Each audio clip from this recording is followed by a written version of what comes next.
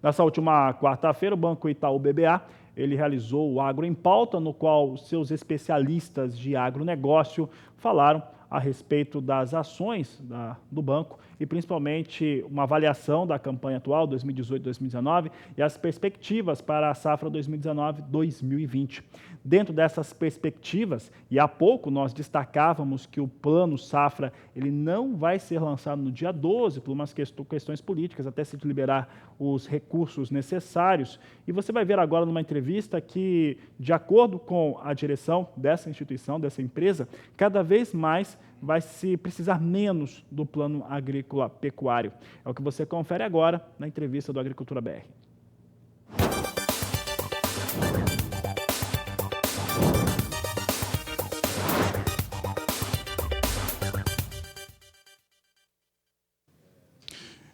E nós vamos continuar falando aqui sobre agronegócio, sobre mercados principalmente. E agora eu converso com Pedro Fernandes, diretor de agronegócios do Banco Itaú BBA. Pedro, prazer falar contigo. E nós tivemos aqui uma apresentação importante a respeito de uma visão sobre o agronegócio brasileiro e também o agro global. Neste cenário, pensando principalmente em China, como que o Brasil vai se posicionando? Boa tarde. Boa tarde, Fabiano. É um prazer estar aqui com você. A China já é o principal parceiro comercial do agronegócio brasileiro e a relação tem muito a evoluir. A soja ainda tem uma representatividade muito grande dentro da nossa pauta de exportação e o Brasil deve trabalhar para inserir outros produtos dentro da nossa pauta. A China já foi um dos nossos principais compradores de açúcar nos últimos anos. Recentemente, em função de sobretaxas, essa exportação caiu a quase zero. E através de um trabalho do Ministério da Agricultura e do Itamaraty, talvez a gente volte a ter acesso a produtos de maior valor agregado, ampliando a importância da nossa relação com a China para muito além de somente grãos. Nesse aspecto, o complexo carnes ganha um destaque maior por conta da peste suína africana. Como que o mercado tem precificado essa possibilidade? A gente já observa um aumento importante no preço médio de exportação, tanto de todas as proteínas animais, e a nossa expectativa é um aumento na quantidade de exportação, especialmente de aves, ao longo do ciclo de 2019 e 2020, até porque o aumento da oferta e da disponibilidade de suínos e bovinos ela demora muito mais para reagir. Então a gente espera que as exportações de frango tenham um aumento também importante em quantidade ao longo do ano. Pedro, nos cenários que nós temos, tanto doméstico quanto externo, nós temos aí variáveis importantes.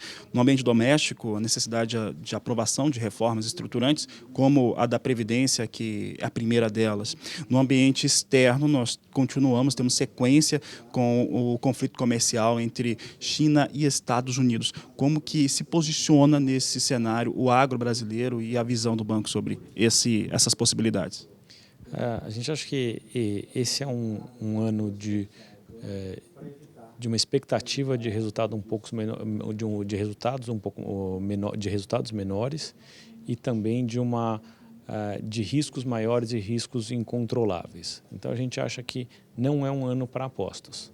A gente acha que se a expectativa de uma margem agrícola um pouco menor para os produtores, eles não devem apostar numa reforma da Previdência, apostar numa guerra, no que é a solução da guerra comercial entre China e Estados Unidos. A gente acha que é um ano de tirar riscos da mesa e não correr riscos desnecessários. Então é um ano de olhar muito bem seu fluxo de caixa, olhar a exposição cambial,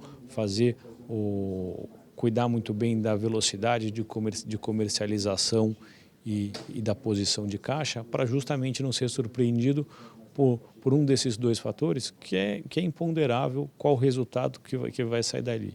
E, dependendo do que sair, o resultado pode ser muito melhor ou muito pior do que a expectativa inicial. A gente acha que não é o ano para correr risco. A gente sempre olha o nosso agro como um corredor de maratona e não como uma aposta de curto prazo. Então, como o objetivo é estar saudável no longo prazo, esse ano é talvez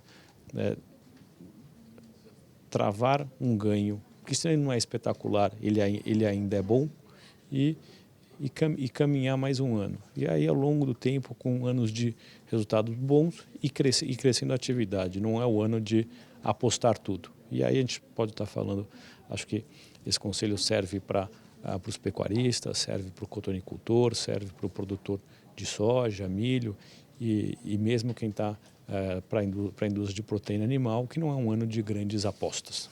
Pedro, é um ano também de mudanças significativas na disposição de crédito em relação ao plano agrícola pecuário, que é disponibilizado no país todos os anos. Em relação a esse fator, há uma expectativa de se ter uma participação maior de empresas, de bancos privados, colocando esses recursos à disposição. Há também, com a aprovação de reformas, eu gostaria que você comentasse isso, de uma taxa de juros menor no Brasil e um dólar operando na casa de 3,80 ou fechando o ano a 3,80. Fala um pouco sobre esse cenário aqui nacional com essas novas variáveis, com esses novos cenários. Acho que a gente tem que comemorar que o agro brasileiro ele não depende de recursos subsidiados para existir.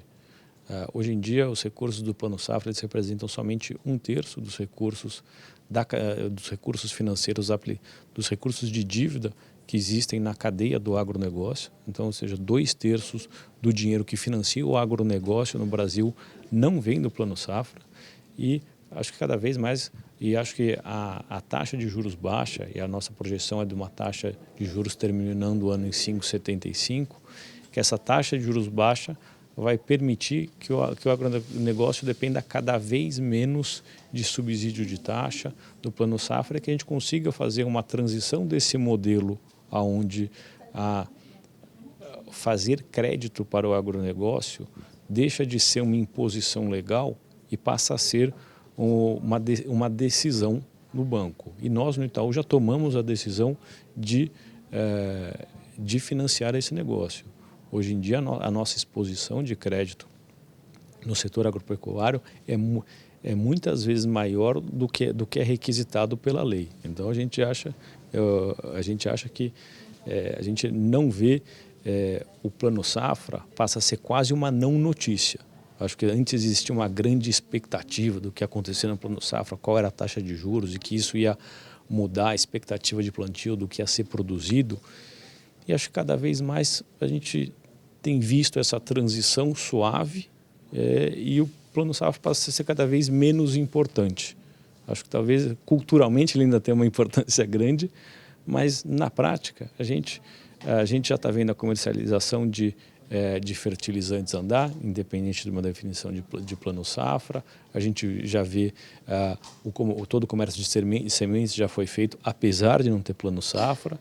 Então, acho que cada vez mais a gente tem um país de um financiamento livre e não direcionado pelo que vem de Brasília em junho. Pedro, para encerrar, questão dos juros livres, né? Às vezes as pessoas comentam e acabam falando assim, não, então a taxa de juros tende a ficar mais alta do que aquela que está sendo colocada. A própria concorrência aí entre os bancos privados, ela já não vai dar conta de ser competitivo para o produtor na hora da contratação? O que a gente tem visto é que as taxas de juros livres, a cada ano elas são menores e a cada ano aumenta a competitividade por fazer operações de crédito. O que talvez precise ser reforçado é que até agora ser um bom produto, ter uma boa situação financeira, uma situação financeira mediana ou excelente, não significava uma mudança de preço para financiamento. E agora, com recursos livres, a gente vai poder passar a diferenciar quem tem uma operação melhor. Então, acho que a gente vai beneficiar quem é o melhor produtor. Quem está mais estável, quem apresenta o seu negócio da melhor maneira. Então, acho que essa mudança é importante. Então, quem tinha uma situação mediana, talvez tenha um aumento de custo de financiamento. E quem tem uma situação excelente vai ter uma diminuição do custo de financiamento. Então, a gente acha que é reconhecer as externalidades de cada um, é reconhecer os pontos positivos de cada um. Então, a gente acha muito mais justo o novo modelo do que o modelo anterior, onde todos eram beneficiados com o mesmo tipo de recurso na mesma taxa. Tá certo, Pedro, obrigado pela participação no Canal do Boi. É isso, obrigado, Fabiano.